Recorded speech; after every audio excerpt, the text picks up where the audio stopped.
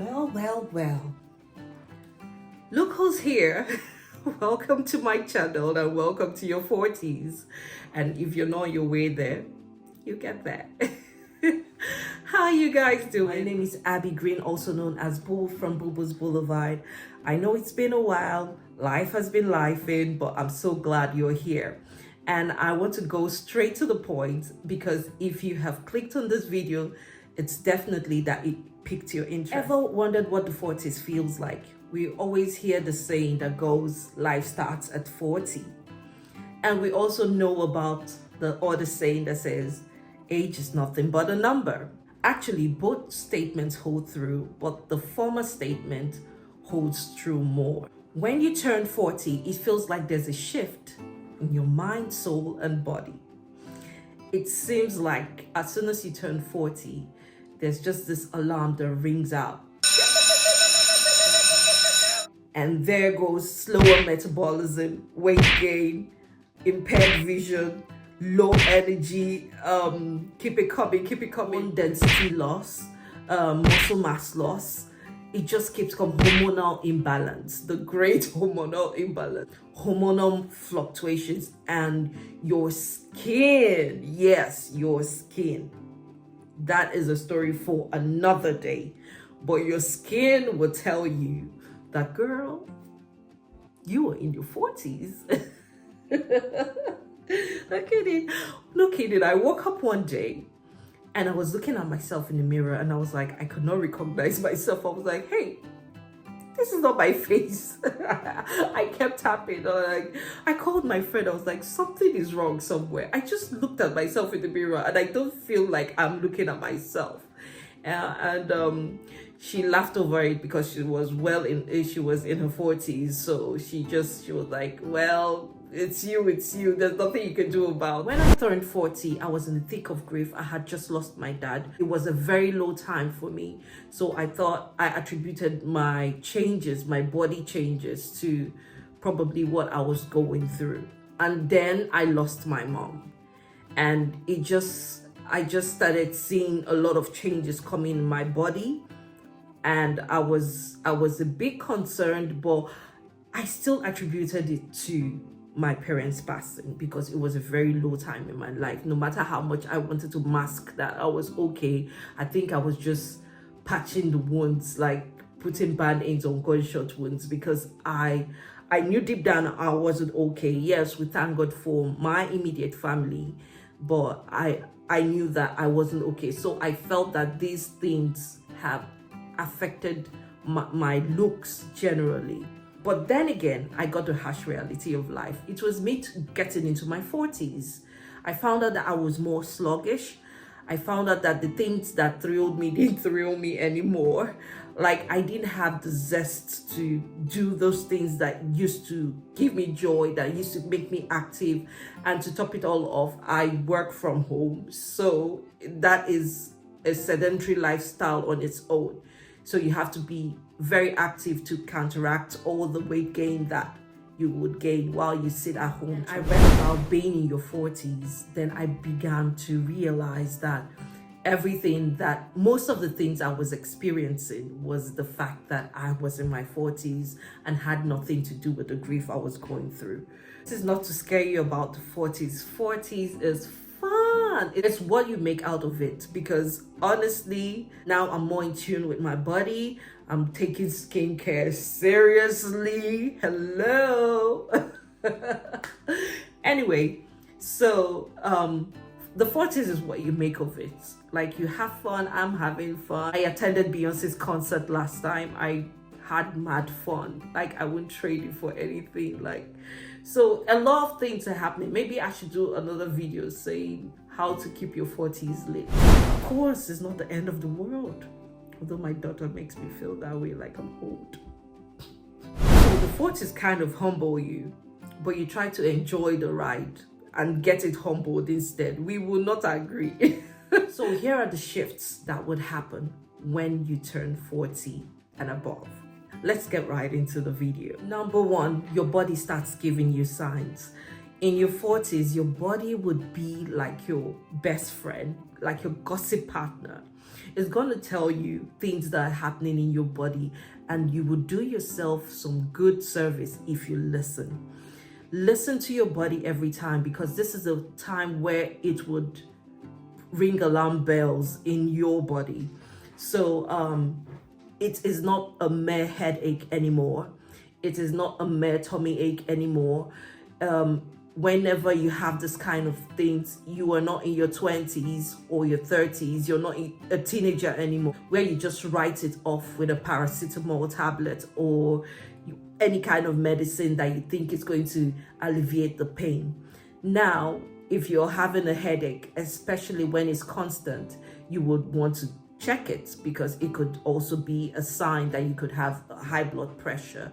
Massage your breasts for lumps and all that. You should have been doing this way before your 40s, but for the sake of this video, we will just dwell on the 40s. So these are the things that you should be aware of, that your body is going to be giving you signs. It's no longer just a backache. It's no longer just a hip pain. You should find out exactly what's going on. This is not for you to become paranoid for every pain. Like me, sometimes I think I get paranoid sometimes. When I just get a little pain here, I am already ringing the GP to find out what the problem is. It will be good practice to always listen to your body, because before you see someone very, very sick, I think the body must have given you signs. And this hits close to home, because for my mom, she gave into the hands of cancer. And when we noticed the cancer has spread, and in her ebb days, I was asking her, Mom, did you know when this all started? And she would say it was, yeah, that she really thinks she knew. And she admitted that she used to have maybe tummy ache sometimes, and she writes it off maybe as a gastric problem or a pain that she could take a pain reliever for and all that, until it became excruciating. That was when the alarm bells rang in her head that maybe she needed to get this checked. So but by the time all hands were on deck, it was too late. And you know how they say, fuck cancer. It ravaged her body. And so that is why it is very important to listen to your body when it starts giving you signs. Don't see it as the end of the world. See it as an opportunity for you to reverse whatever that could have gotten worse. Yeah, so that is number one. Your body is gonna talk to you, so make it your best friend. Number two, you stop caring about people's opinions. I really like this one. Growing up in an African home, we were all taught not to talk back at our parents. Although this is to train us to be respectful to our elders, to our parents and all that, this kind of stifles us to not speak our mind the way we want to express ourselves.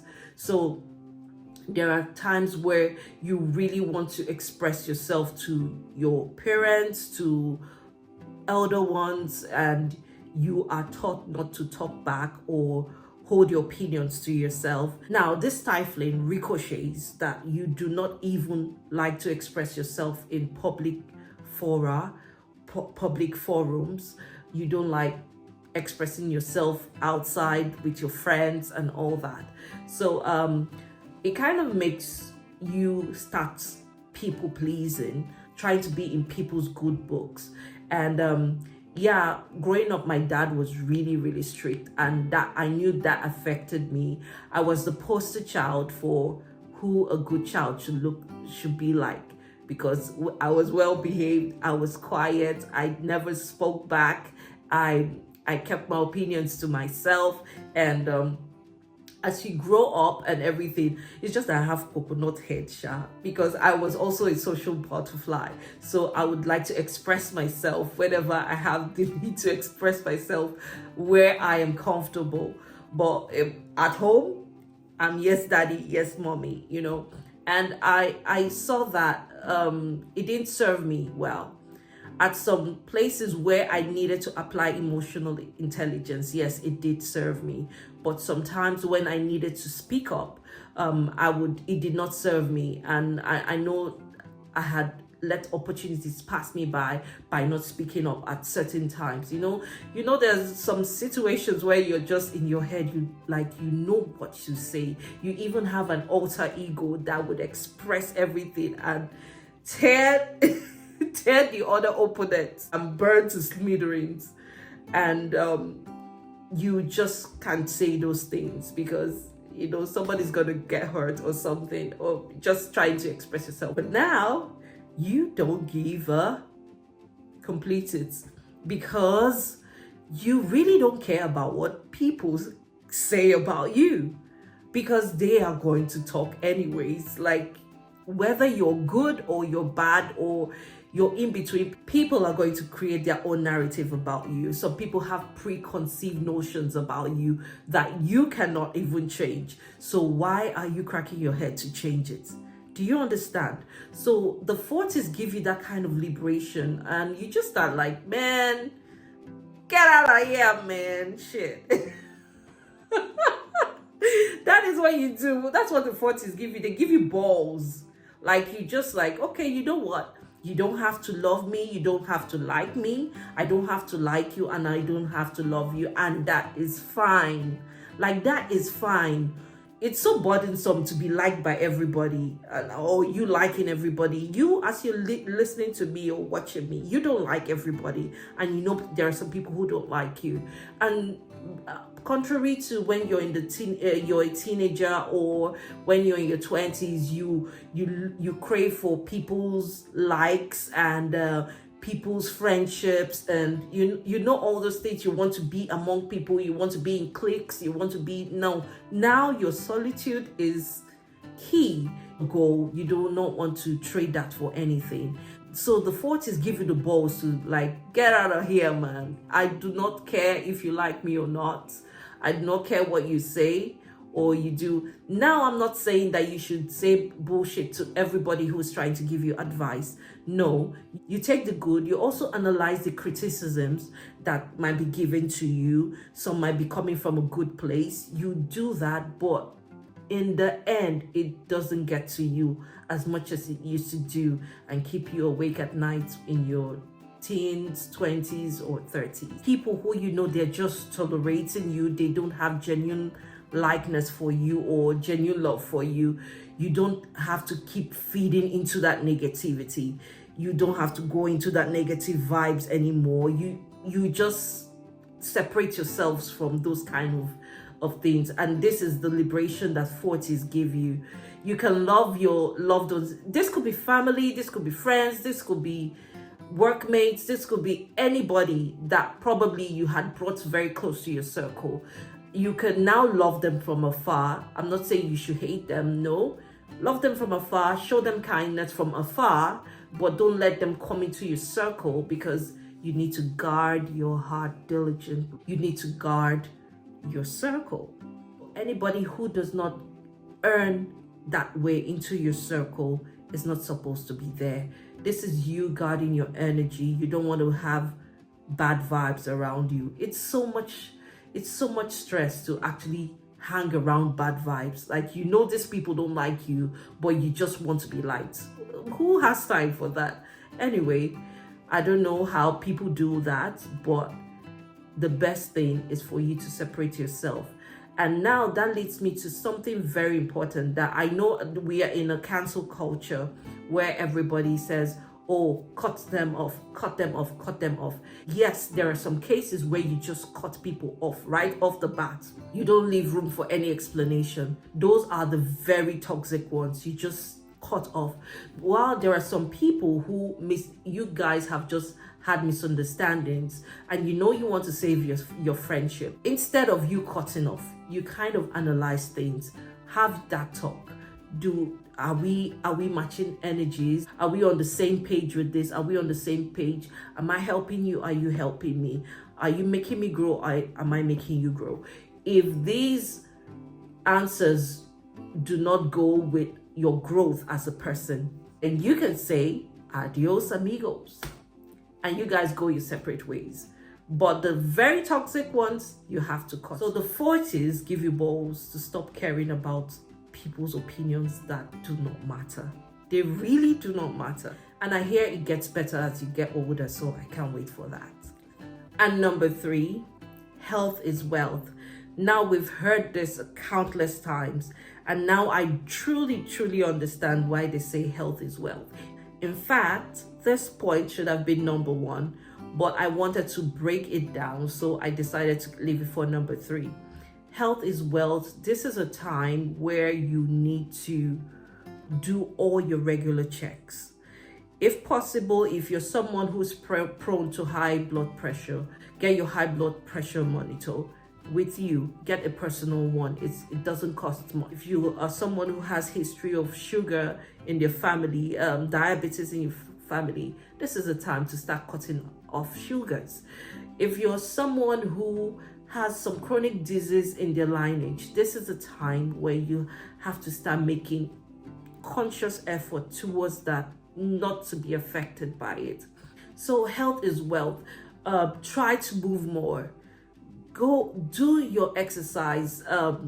Do intermittent fasting. Sometimes I do intermittent fastings when I can. I make sure because I work from home and I sit for long, I make sure that I do at least a 40 minutes walk in the evening or in the morning, anytime that I know I can achieve that. But whatever you are doing, this is not the time to be packing up on the packs of beer, packs of alcohol, partying all night. You need your sleep. It's really important for you to sleep. Sleep the way you wanted to sleep when you were a baby.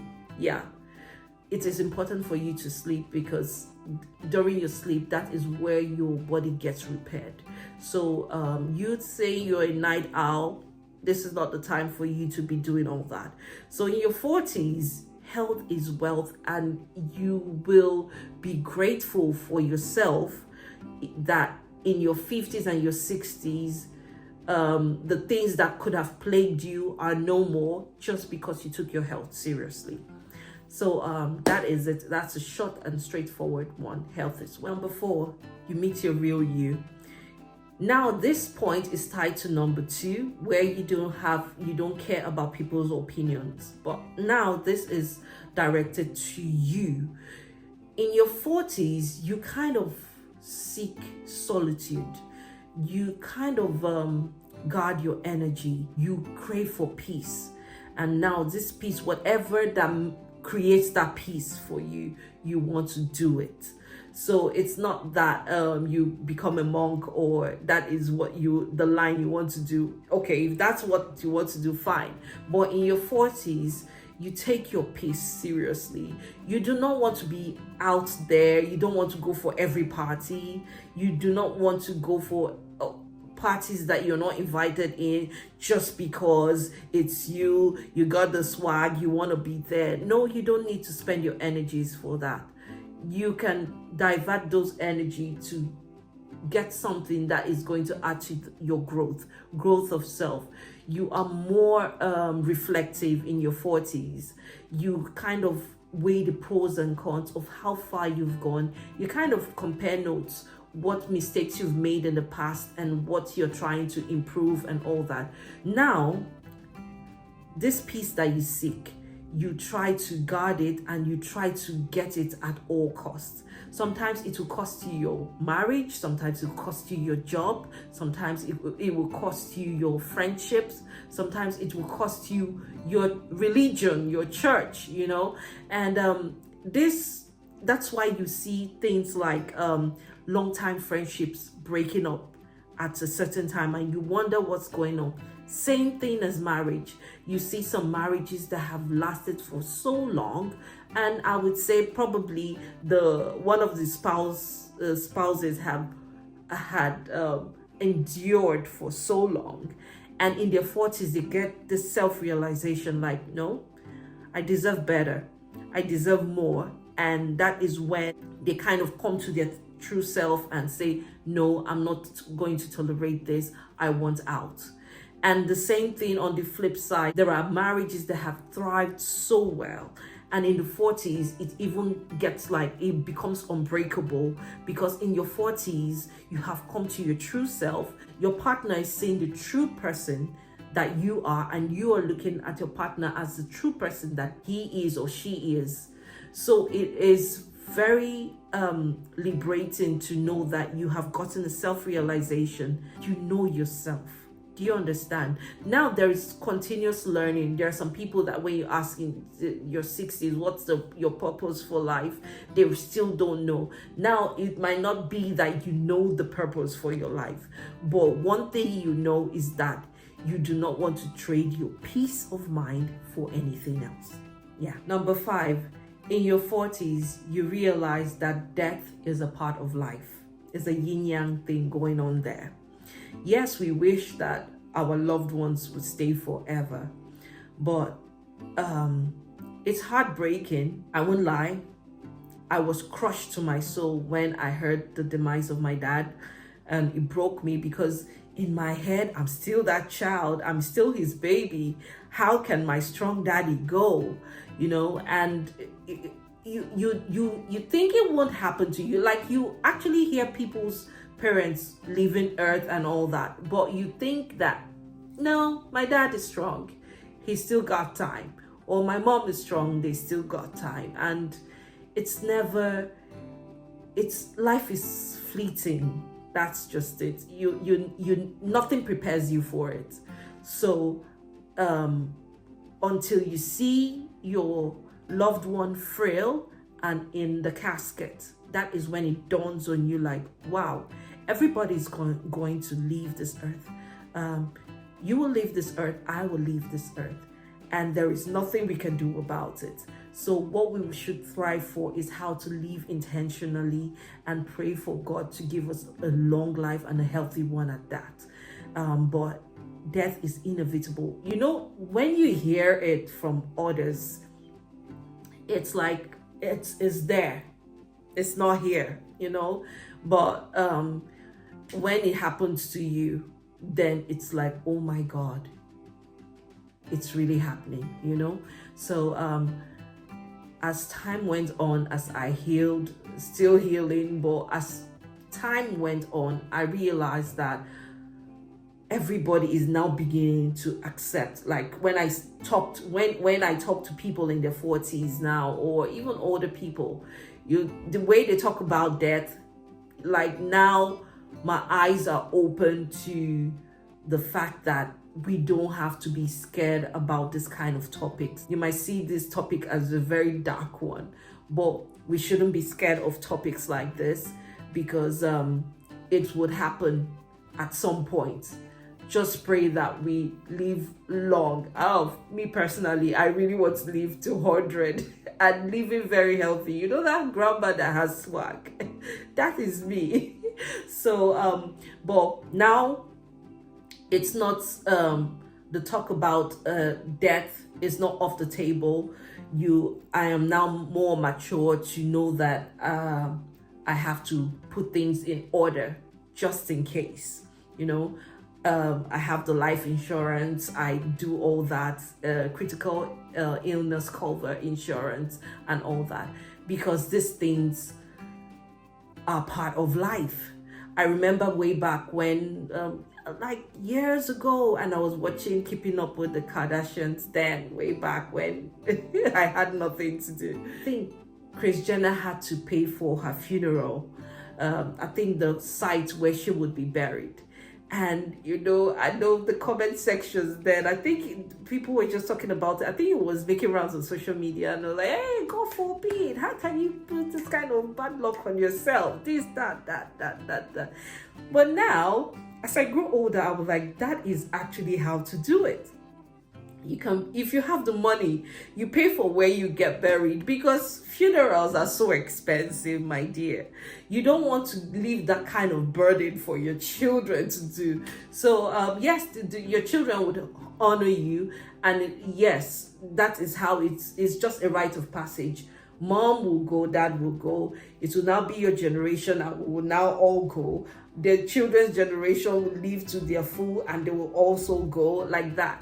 So why not just plan ahead for it? So this topic might be very dark and might not be for everyone, but you will not live forever.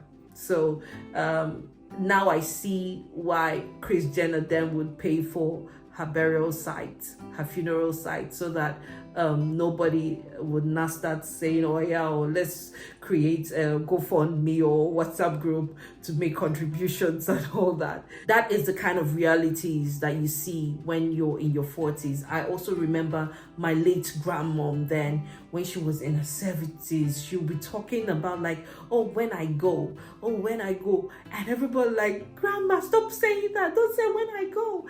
But she died also in her 70s, and like she had embraced the fact that she had lived her life fully, and when it's time to go, she would go. So not to scare you or anything, let's be cruising right now that we have life, okay? And let us live intentionally. But that is it. These 5 reasons I think are the shifts that happen in your mind, soul, and body when you turn 40. Watch to the end of this video, then this really piqued your interest, and I'm really grateful that you are here. Yeah, that is it. These 5 shifts. I know there'll be more, and I can't wait for you to write them down in the comment sections, especially if you're in your 40s, or if you know so well about the perimenopause phase and menopause phase that comes in future. Write it down in the comment section as well. And if you've not reached 40 and you are interested in these topics, please go to the comment section and leave your comments there, and I'll be glad to reply. Hey, thank you so much for watching. From me to you is XOXO. Bye.